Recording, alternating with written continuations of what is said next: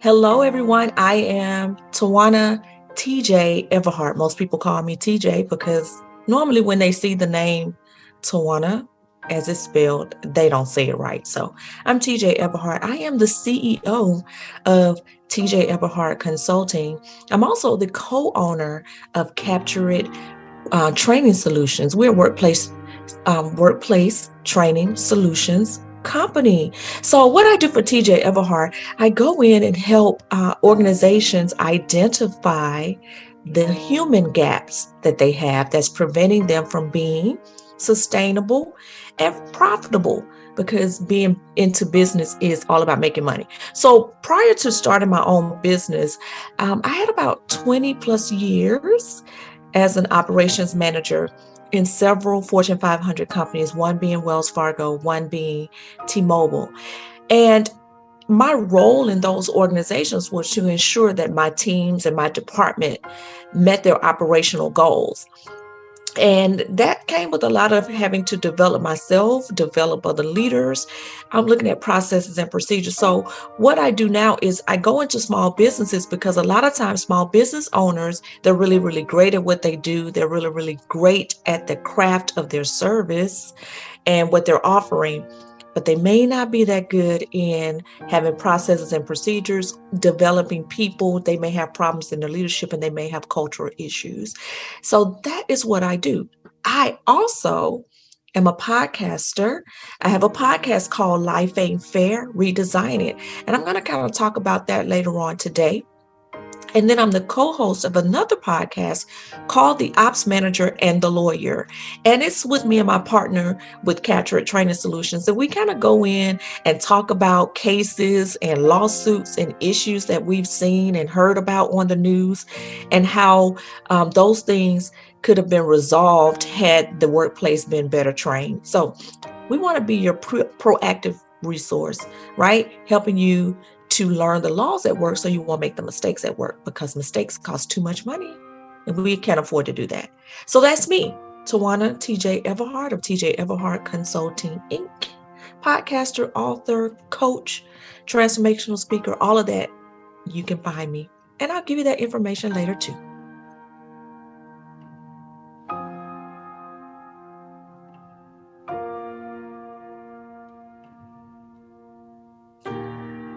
The struggle for me. So a lot of times when people think about domestic violence, they typically only tend to think about the person who is being violated, the victim of domestic violence. Very rarely do they ever think about the children in the home. And I was a child that grew up in a home of domestic violence. I can remember it was so bad. I remember my dad, one time he actually shot my mom while my sister and I were in the house. And he would not allow us to call the police or the ambulance to help her. Now, he shot her in her hand, but she was sitting there bleeding, and my sister and I could not call the police. We couldn't do anything. So just imagine you're sitting there watching your mom bleeding.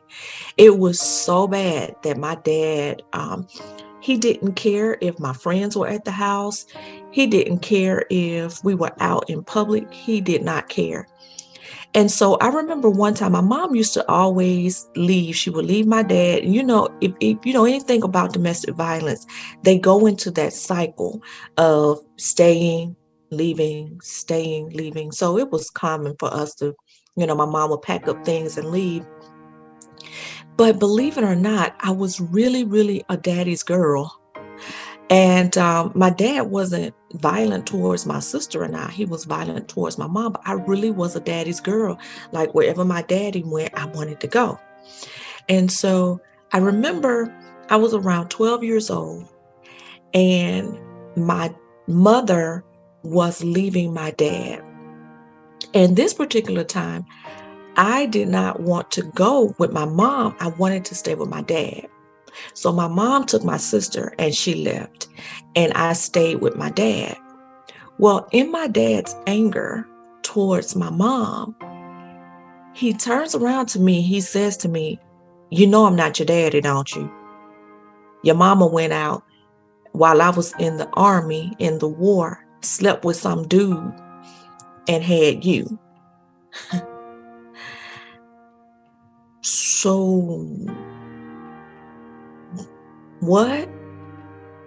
What is that to tell a child? But what? So it was at that age that I found out that my dad is not my biological father. And it was at that age where I started realizing that the reason why my mother was being beat on a regular basis was because she decided to keep me. She decided to have me. And he has to look at me as a constant reminder of what she did. And so now I carry that as a child. I carry that why didn't she just give me away? Why wasn't I not aborted? If anybody should have been aborted, and trust me, I am very pro-life. But I'm saying, if anybody should have thought about it, I can only imagine that my mother would have. So my mom was 17 when she got married. My dad was 19. My dad got sent off to Vietnam. My mother got pregnant at 18. So we're talking about teenagers because she had me at 19. So I can only think about all the mistakes my mom made. But now I have to carry this as a child. So for the longest, I carried the fact that if I was not here, my mother would not be going through what I went through, what she was going through. So fast forward, it was bad. Like, again, my dad, I've come to realize in my older age that my dad needed medical care and mental counseling and therapy, but he didn't get it. So I went through those years, my teenage years, my high school years of living in a house with someone who was just always angry. So I went off to college. I could not wait to go to college because going to college was me getting out of the house. So I go to college. My dad pays for my tuition my first year of college. The second year of college, he decides that he's not going to pay it anymore. I don't know why. He just decided not to. So now I have to come home and go to school full time and find a job full time. So I was about 18 years old at the time because I went to school at 16. I had just turned 17 when I went to college. So I'm a year ahead of everyone else that in my age range. So I had to get a full-time job. I had to go to school full-time. I was at work one day and I got a call that I needed to come to the hospital and that my mom had been rushed to the hospital. I was 19. This was August. I had turned 19 in March. This was in August. I get a call that I need to come to the hospital because my mother had been rushed to the hospital. I remember when I left to go to work that day, that my dad would not let my mom go to work. So when they told me that I had to get to the hospital, I knew it was something my dad had done to my mother because he would have those days where he would not let her go to work. So when they said get to the hospital, I go to the hospital.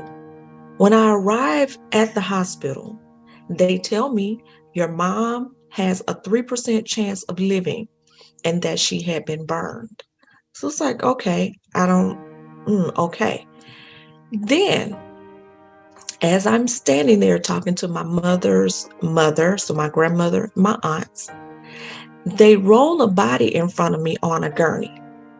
This body had no hair, no skin, nothing. And they told me that was my mother, that she had been burned, 3rd-degree burns from her waist up.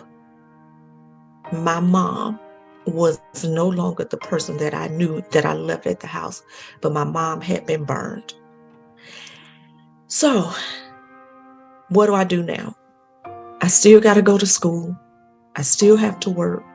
And now I have a mother that's in the hospital and a sister and a father who's having a mental breakdown because he has been involved in my mother being burned. So, okay. August, my mother goes in the hospital.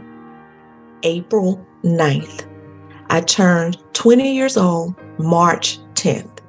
April 9th, my mother passes away in the hospital. She had been in the hospital from August to April. I turned 20. 20 years old, no mother.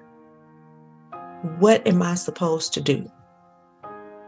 When you think back on when you were 20, when I think back on it now that I have a 25 and 21, I have a 20-year-old who swears she knows everything, but we all know she doesn't, because I didn't know either.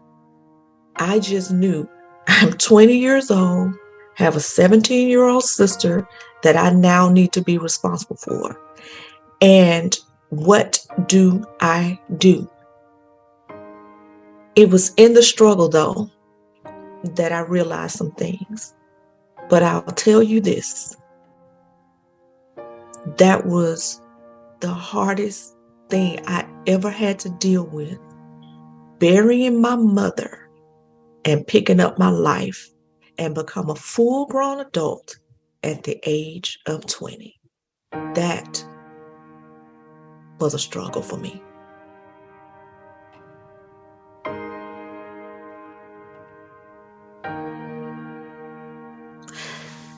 The gift in the struggle. So there have been a lot of gifts that came out of that struggle. And sometimes I wonder how I made it. So I recognized that in life, and this is for everybody, life ain't fair. Redesign it. No, it wasn't fair. I sit back and I'm like, my mom missed graduation from college, my marriage, my husband, my children, my grandchild. My mother missed every single powerful, important milestone in my life. So the gift in the struggle, though, was that something inside of me said that I still had greatness inside of me, no matter what the situation was. So, okay, I had to own it, right? I've learned out of this that own the situation, own, what happened. All right, I own it. My mom passed away. Now what? So you have a choice in life. You can either sink or swim. And I don't sink. And I realized that in this girl is unstoppable. Was it easy? Heck no. Did I have to cry a lot? Yes. I learned so much through this, though. I learned that I am resilient and that I can do anything I put my mind to. I learned that things don't stop me. When I sit back and think about, I graduated college, undergrad. I graduated with my master's degree. I have managed people up to 250 plus people under me. I have worked in Fortune 500 companies. I speak all over the place. And what I found was that the only reason I can do that is because I decided to be unstoppable. That a challenge in life is not going to be my end. Like something inside of me when I was 20 years old, and I would be in that apartment by myself. And I didn't have any family members who were calling to see if I had lights, if I had water. But what I realized is, girlfriend, you're going to have to go and get it. So I could sit there all day and I could ponder on what I don't have. Or I focused on what I do have. And that's exactly what I did. Instead of spending all of my days focusing on the fact that my mother wasn't there, I was thankful for the friends and the people that God placed around me that took that place for her. I didn't focus on what I could not do. I focused on what I could do. So the gift of the struggle is this girl is unstoppable. And I would have never known that had I not been plunged into life at the age of 20 years old. I remember having to take my sister. I had to stand up for my sister her senior year when they say, Who's the parents?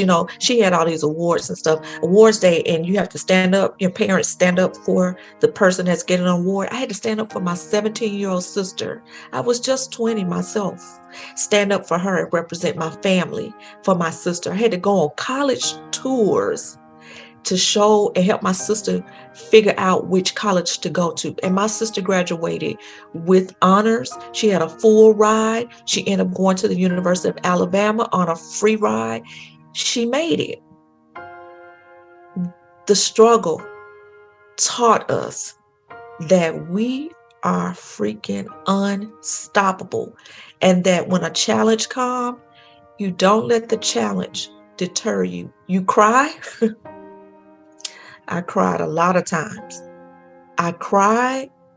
I felt bad for a few minutes. You want to have your little pity party. Woe is me. But I did not stay there. And I will never stay there. And there's absolutely nothing that I cannot do. Because again, this girl is unstoppable.